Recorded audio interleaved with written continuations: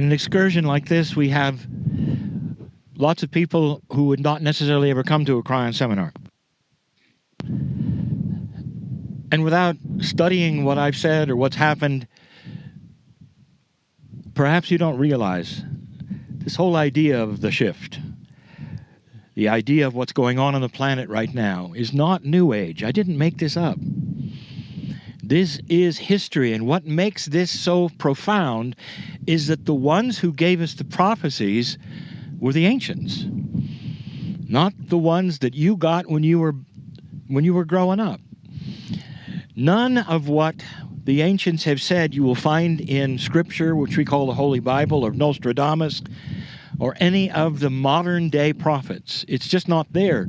The ones who prophesied the great shift were the ones watching the stars for generations. We originally got interested in this and what they said, and I went to Mexico to check it out, and that was the Mayans. All of this talk about the Mayan calendar. And that's where I started learning it. What they said, what they meant.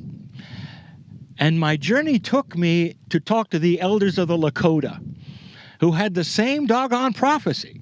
They didn't know each other. And then you get into the Hopi. The Hopi Indian rock is a prophecy scratched onto the rock. You'll see it talked about the precession of the equinoxes and the decisions of light and dark. And it's almost like the earth would stop and everybody would have to make a decision. And that is what Kryon's message is. It's about no more fence sitting. That really it is boiling down to light and dark. And what do we see in the Middle East? We see an army that's an evil army without borders, without a country, without even a current language that they speak together. That is an army of evil. This is all the prophecies that the ancients have said were in it. The Mayans said that if we would pass 2012, that wobble of the Earth center, that precession of the equinox, if we pass it, it's going to be a new ball game. And it's going to be about consciousness. And that's why we're here. And no better place. When Elon says, let's go to Monument Valley, I went, the first thing I said was, why? I didn't get it. I didn't get it. And that's when I first started seeing release. But that's the center. That's the center. It's not the four corners, but it could be. It's a center of the great Native American desert. It's the place where the ancients prophesied this here. So what better place to honor an energy we're in that was prophesied not by any of the writings we had as Westerners or any of the scripture that we had as Westerners, because none of that came true. Do you realize none of that came true? If you study your scripture, we're gone. 2000, we were going to have the Armageddon, we're going to have the nuclear war, we're going to have all of those things, and it didn't happen. Flat out, didn't happen. We're 16, 17 years later, there are those still expecting it, not realizing it didn't happen.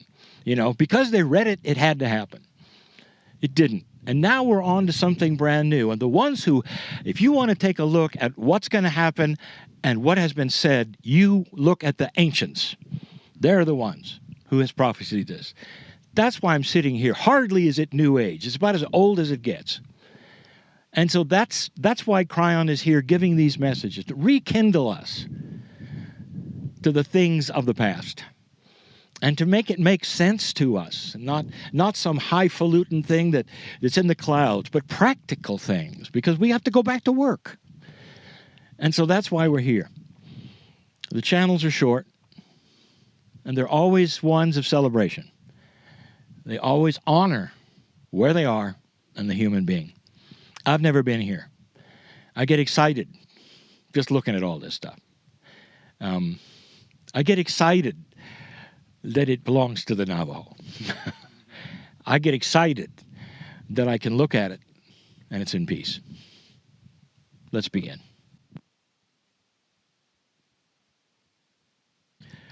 Greetings, dear ones. I'm Kryon of Magnetic Service. My partner has said it all. You sit among prophecy and Gaia. And I'm not going to leave this alone.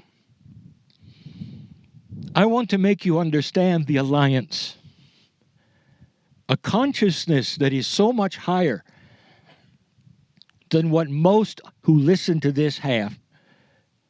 It's a consciousness right here, developed right here, which had an alliance which was so strong that there really was no difference between Spirit, the creative source, and Gaia. Gaia fed and clothed all of them. The ancients had this alliance, and it was so strong that it soothed them. Mother Earth. Let's talk about that first. Is there a practical feeling you get? Something that is not esoteric, a practical feeling you get when you think about the love of the earth. Ask a tree hugger. When they hug a tree, does it hug them back? And the answer is always yes. That there is an essence that comes from the earth that pours out, if you allow it, if you feel it. In some lands, and we have discussed where the grids are different, it pours out in a different way. The visits to Ireland, where my partner goes next, is an example, where Gaia is almost untethered and pours out to such a degree that for centuries those have seen the little people. The manifestations, literally, of the love of Gaia and the communications in all of their lands. That's from the earth.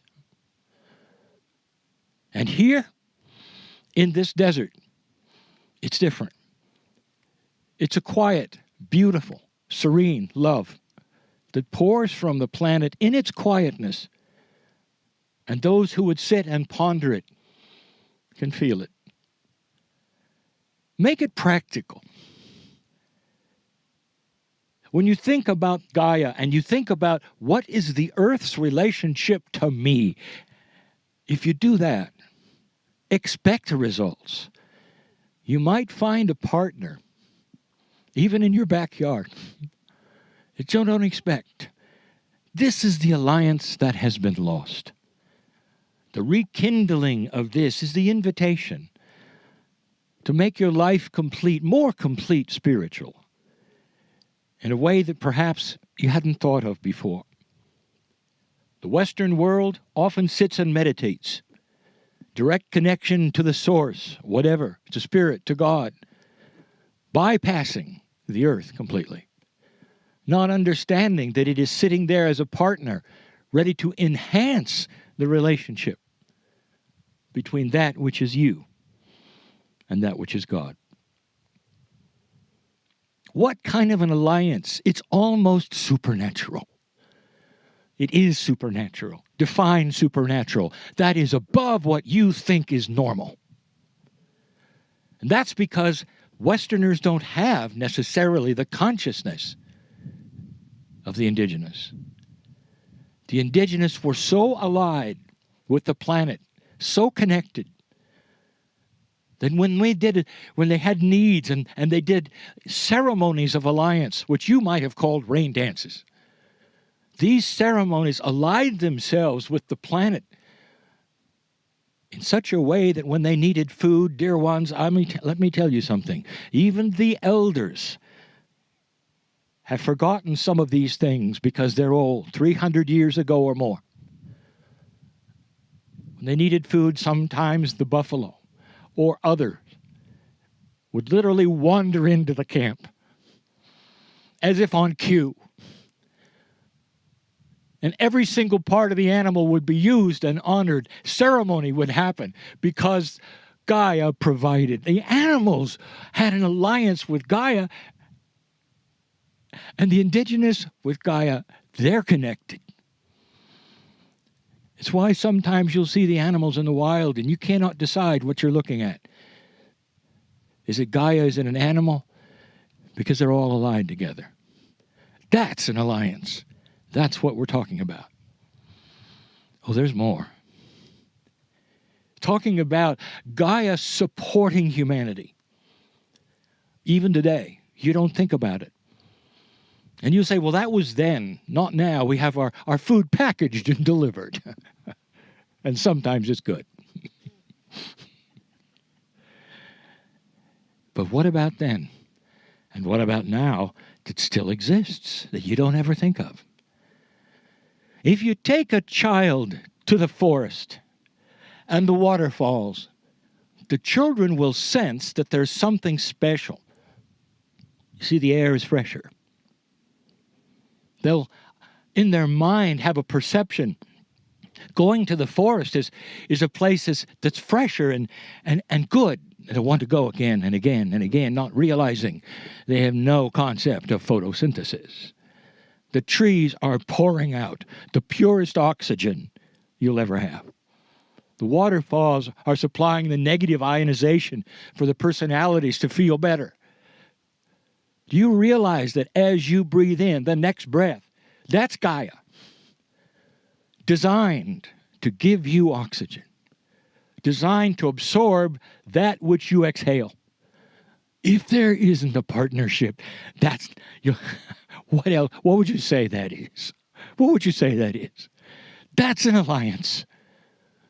You need each other. You need each other in such a way that is so profound, and yet often there is no even second thought about it.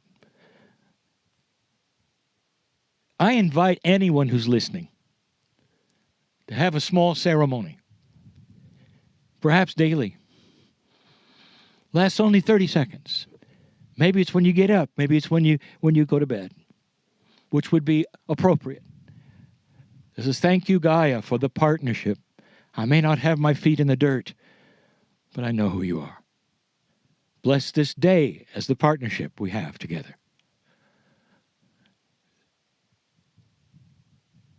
In a later channeling, I would like to give you a scenario that will be controversial. I have given a portion of it before. I want to tell you geologically what happened here. I'm going to call it anti-geology because it is not accepted. I'll call about the great geological bias of the day and what they've got wrong.